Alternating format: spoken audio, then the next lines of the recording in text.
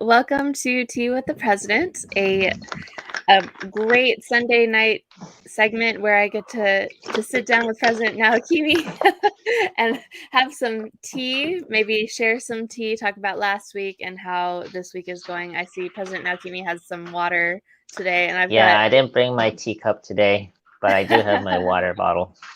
And I've got kombucha, which is it's tea, but Cha means tea, so yeah, that works.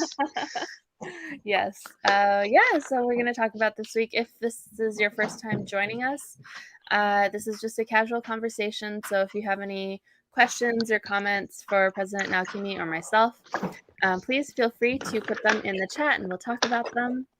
Yeah. How's it going, President Naokimi? Yeah, another full week, but I'm glad it's done. Of course, the new week is starting tomorrow morning, so another week ahead of us. But tonight was a good day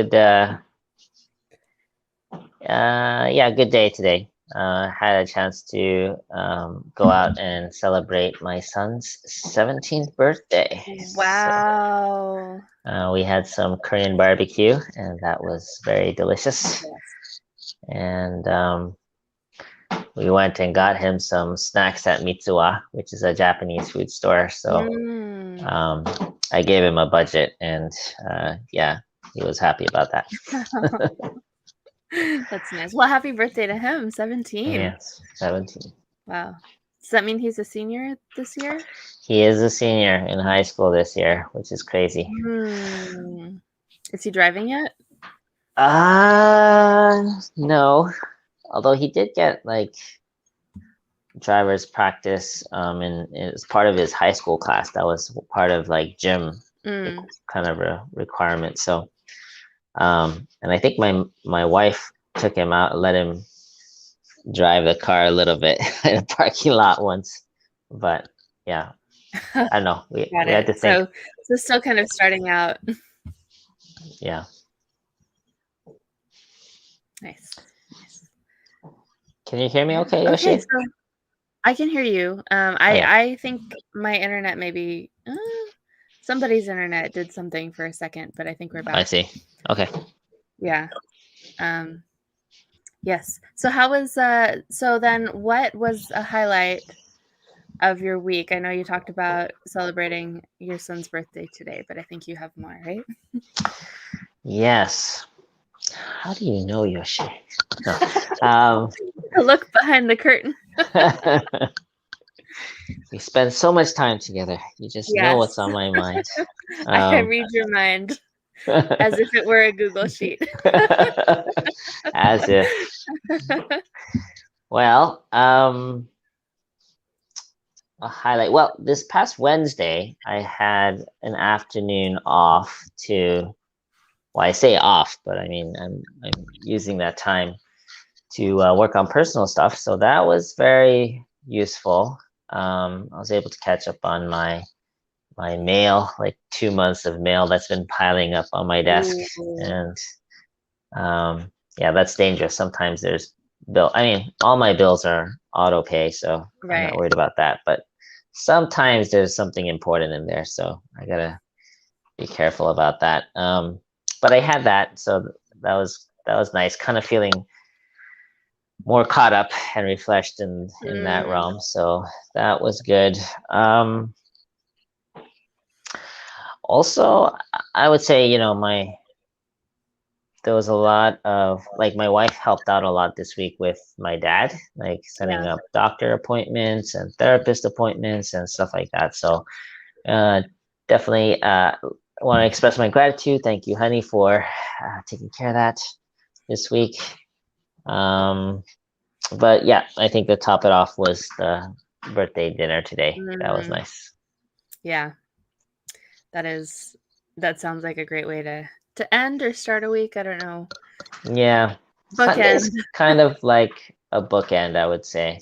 It's like after I give my sermon in the morning, that afternoon time is like my sweet spot. Like I feel the most relaxed. It's like during that time. So yeah. And then, tea with the president is, it's kind of work, but kind of not. So Hardly work. yeah, it's It's hardly work, work, but it's hard. Yeah. Exactly. So I actually enjoy like wrapping up like Yeah. this. So it's not that bad. Yeah. Did you hear that, everybody? President Naokimi is really happy to be here with you. That's right. Especially because Yoshie is the host. I'll take it. Okay, so then what was challenging this week for you? Well, I would say so yesterday. For the past 3 weekends, I've been on tour, visiting, 22 communities in 22 days, right? Like, Gosh. been pretty, pretty busy, let's say, right? So after the tour, I kind of wanted like a Saturday off to myself. Yeah. But there was this sub-region one pastor summit that they've been preparing and planning for over a month. Mm-hmm. And, because we were busy on tour, they kind of postponed it until that first Saturday afterwards. So anyway, I was debating whether or not I needed to be there. But then Dr. Young was going to be there. And if he's going to be there, then I can't not be there. So then I reluctantly, arrange my schedule so that I can be there when he's there. Right. But then, like, after he speaks, he's like, oh, yeah, I need to go and prepare for morning devotion and stuff like that. So he excused himself. So I'm feeling like, okay, maybe now's a good time. But then Resfred, he put me as a concluding remarks. Oh no. So I ended up staying there for 6 hours. And this is like, and then afterwards I still have to prepare for my sermon for Sunday. So anyway, that was a challenge. Because I was expecting to not have to spend that much time. Having said that, it was a great program. I just not taking away from the value of the Sub-Region 1 Pastor Summit. Right. We had 3 new couples commit to going through the whole 43-day process. So that was, it was a victory. And I don't want how I felt take away from the value of that program.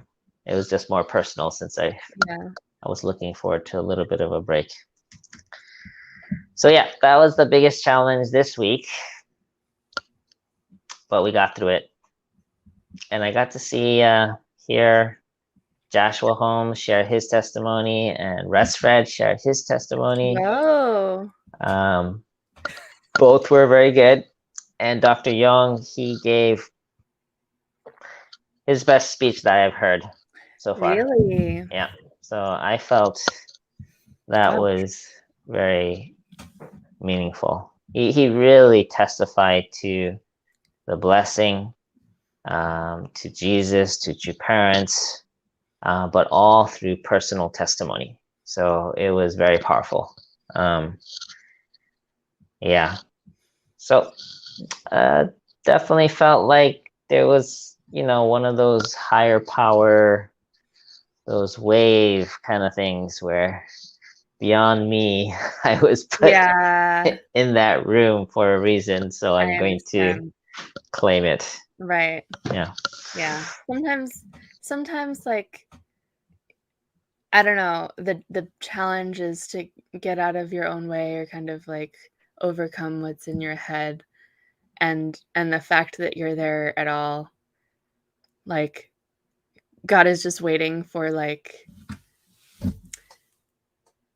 anybody, to be in the right place so God can work and like overwhelm the situation. I think it sounds like it's that it was that kind of situation. Also, where can we get the recordings? That all sounds wonderful.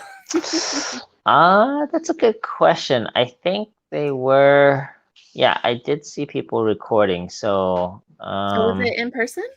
Yeah, it was in person. Oh. Yeah, at Clifton Family Church. Okay.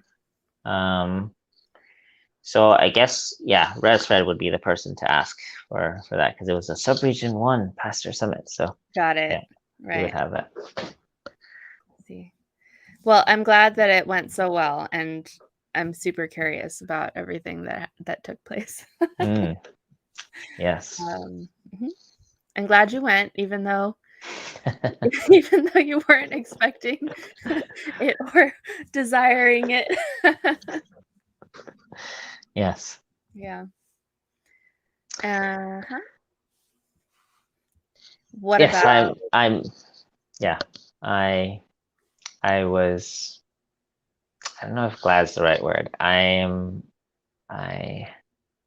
It was meant to be that I was there. Let's just say that. Yeah.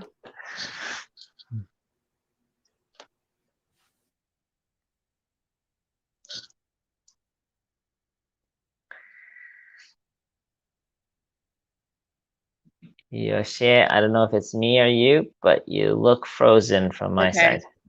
Okay. Is that better? I hope that's better. It's back. The camera quality is a little bit blurry, but anyway, Okay. I think we can hear you, so that's fine. Okay. Yes. So it was meant to be that you were there. Yes, Yeah. meant to be. Meant to be. What was a key development this week? So I just finished the Subregion 1 tour, visited all the communities. This past Tuesday, I was able to kind of share and review kind of the whole activation or development plans for the rest of the year with the providential organizations like ACLC, YSP, Women's Fed, UPF. I thought that was significant. I'm going to revisit that meeting next week to get even more specific on how their organizations can help with the overall kind of goals and direction that we're going to go. So that was important. And other than that, oh yeah, two more things. So one second is that there was a something called the Magnolia Board.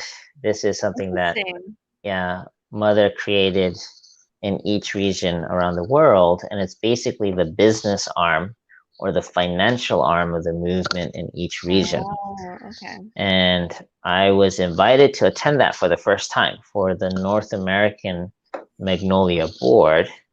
I'm not a board member, but I was invited as the president for Family Federation, and I thought that was a good step. Really kind of becoming more aware of who's involved, kind of a who's who in that realm, and yeah, being a player in that room, it was very significant in terms of being able to work with that. So yeah, that was interesting. It was a 3 hour long meeting though, so it was. Was it a Zoom call or was it? Yeah, it was a Zoom call. Yeah. It was because everyone's in different states Yeah. and stuff like that. But yeah, all the business leaders of the current businesses, and so I thought it was important as Family Fed to be able to represent, our concerns and have a voice at the table. Mm-hmm. So yeah, that was another significant development this week. And the third thing I would say is I just got back today from the African ethnic ministry launch. So after I gave my national family service, I went over to Clifton in the afternoon and we had a African ministry launch. So that was the first time for the African ethnic community to come together. And that was a nice program. It was about an hour and a half, so not too bad. And they had me, come and speak, and share a few greetings on behalf of Dr. Young, and yeah, it was short and sweet, I would say. Cool. Wow. Wow. It sounds like a lot happened. Yes. Every week. So much going on. Okay, so what should we do next? We can talk about the sermon. I've also got some tabletop cards. I don't know, is your intuition or mind pulling you in a particular direction today? I'll leave that up to you, Yoshie, as the Oh boy. host. Whichever way you want to go. I did highlight comments just in case you want to go there, but table Okay. topics is totally fine too. Okay, I'll go table topics. All right. What is the greatest lesson you were ever taught? Greatest lesson. Wow.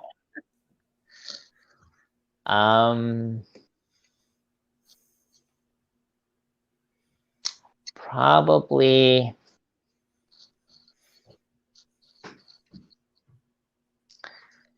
I don't know who, when, or how it was taught to me, but I think one that I still use today is that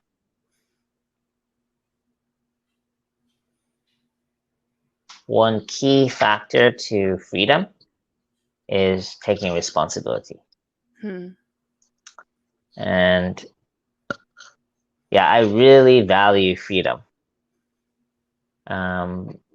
But counterintuitively, by taking more responsibility, you can actually gain more freedom.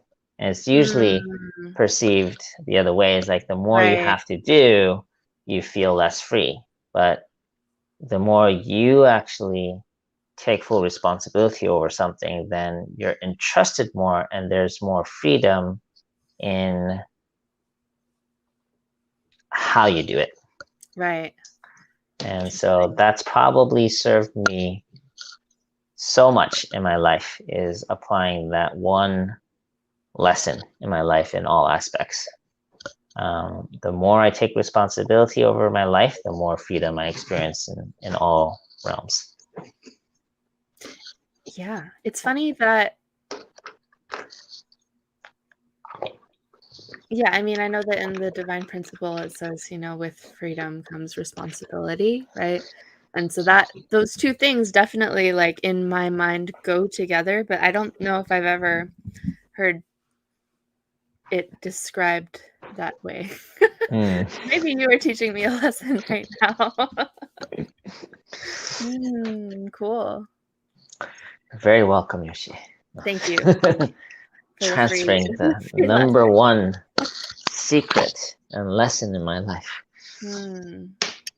Wow, that was like free life advice, everybody. Well, you chose to be here, so you deserve to receive that. You are investing your time. Somebody in the comments, Yenes, says, how does that work? So do you have like an example of how this has worked in your life? Okay, that's a good question. So, let's see. What's an example? So, again, some simple examples are like, if you take responsibility to, study and practice your driver's license test, then more likely you're going to be able to pass. And then now, because you passed, you have more freedom to drive around. Whereas if you didn't take the time to study and be responsible to learn how to drive, you won't be free. You won't be given the freedom to drive around. Right. So that's one simple example. Or another simple one is like studying and preparing for your test or something. Right. Yeah, of course, typically you say, oh, I'm more free if I can do whatever I want. I can just play, hang out with my friends, play video games all day. But then I'm not taking responsibility for my future career or my studies. But by doing that, now you get a better chance of getting into a good school, better chance of getting a better job, instead of having to work at McDonald's at minimum wage, with that same hour, I can earn 10 times more, which gives me more options in terms of where I want to live, what kind of car I want to buy, all those kind of things. The more responsibility I take, the more options and freedom I have in my life. Right. So you're not kind of walking around saying like, I'm taking responsibility over you guys and like what you're doing, as much as like I'm kind of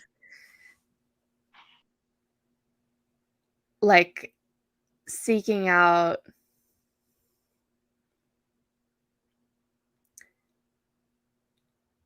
like, it's like a long-term vision kind of way of thinking, right?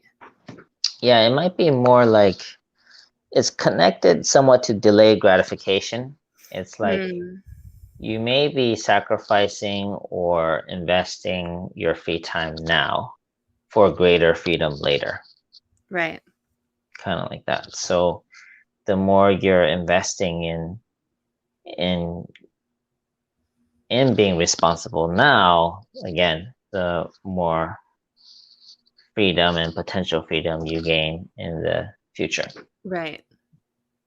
So okay, so then I guess I would finish my thought. It's not like you're walking around saying like, oh, now I'm responsible for like this, thing outside of myself, or like this organization or these people, and that like you're basically saying like I'm taking responsibility over myself and what I do, like what I'm choosing to do with my time right now. Yeah, exactly. And if that means, being responsible for an organization that you care about, that's, up to you to also decide that. So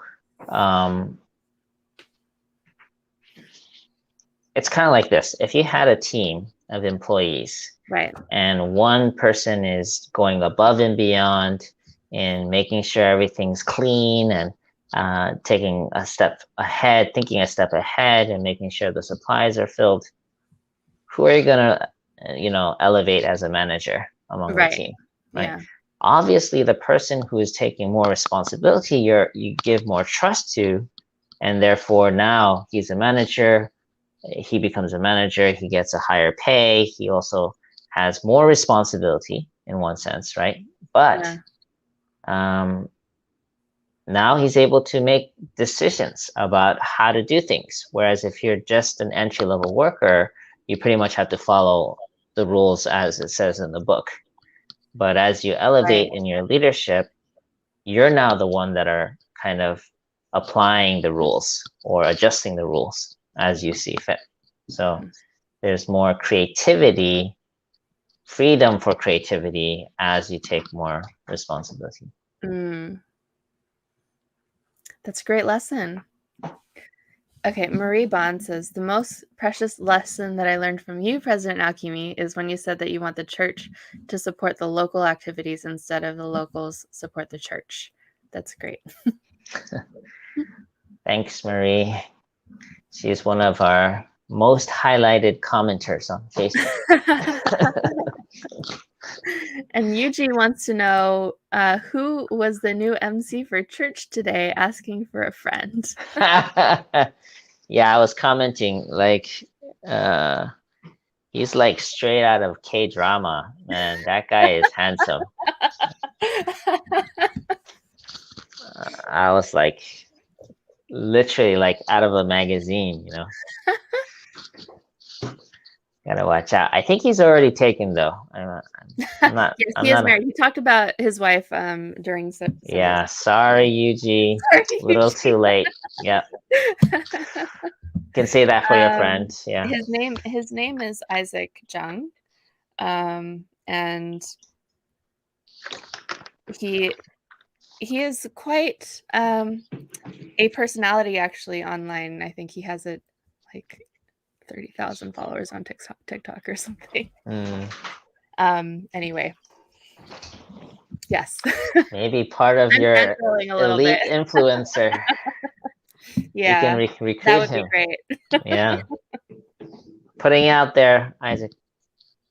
Yeah, come to our online holy community. Yes. Okay, I guess the second question I have is 7 years from now, how do you think our community will change? Oh, well,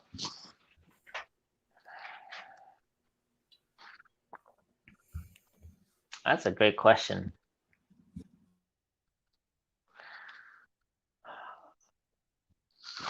I just got off of meetup with the Subregion 2 Next Generation Leadership, and I was telling them that 10 years from now, 95% of the leadership will be second generation or next gen leadership.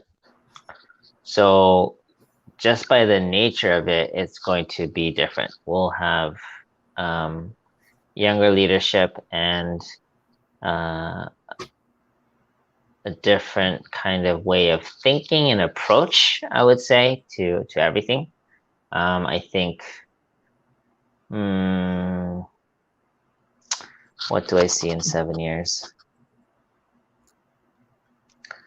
A more collaborative and innovative approach rather than a top-down command control approach, which was necessary during the time of wilderness to survive. But in the age of settlement, that approach doesn't really work as well. And so we're shifting into that age. And 7 years from now, we're going to be really transitioning more substantially into that age. So a community-driven. Yeah, I would say more democratic. and more, merit based. Less by appointment and personal kind of relations with the founders, and more based on, community approval, something like that. That's kind of how I see it. And that's going to produce naturally better results and buy-in and so on and so forth. Well, it depends. But anyway, one shift is, I think it's going to be more of a democratic approach. It kind of have to go in that direction, I think. Also, I think this generation, the next generation, is really big on kind of authenticity and like genuine relationships and things like that. So I feel like our community is going to be much more grounded and real, not just like fulfilling conditions spiritually, but we're going to really demand and want real change and real impact on the ground. Otherwise, we won't continue doing things just because you're supposed to do it. And sometimes some of the things that we've inherited are things that we're doing it because that's just the way you're supposed to do it. Right. So that will change. Real impact will be the driving factor in decision making, I think. Cool. I like what you see. Okay, I hope we can all help to get there quickly. Before 7 years, let's go. Yes, before 7 years. Tomorrow. I want to be done so I can be like, need to raise the next person. Go drive off into the sunset with your wife. Yes. With my Tesla. That's right. Okay, so we're running a little out of time. Okay.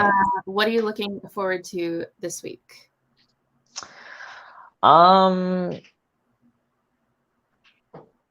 main thing, tomorrow we're scheduling a Trinity luncheon with Dr. Young. That's me, Joshua, Milhan. We haven't done that in months, so I think that'll be sweet. It's been a while since having lunch together. Mm-hmm. So that's tomorrow. And then Wednesday, or Wednesday or Thursday, it's the last day of the month and also last day of the quarter. And I really like taking some time to review how things went in the quarter, both personally and in my work. So I'm looking forward to just taking some time to reflect on that. And one final cool development is I decided on Saturday mornings to do like breakfast brainstorms with just random people that have been kind of either asking to meet or whatnot. It doesn't quite fit in any of my organizational meetings, but I felt it'd be good to just have that chance to connect, more of a going beyond the regular work structure. So that's something I decided to do starting this coming Saturday. So every week I'm thinking of meeting someone different for breakfast. That sounds great. So instead of tea with the president, breakfast with the president. We'll still have tea. Yeah, we'll still have tea, so don't worry. It's on Sunday night. Yeah. Yeah.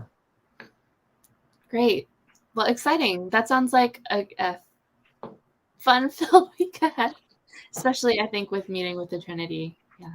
And I know that you look forward to those quarterly kind of reflections and reviews. So it does sound fun, actually. I'm gonna have a fun week, Yoshie. Fingers crossed. Okay, so thank you all for joining. I think that is all the time that we have for this evening.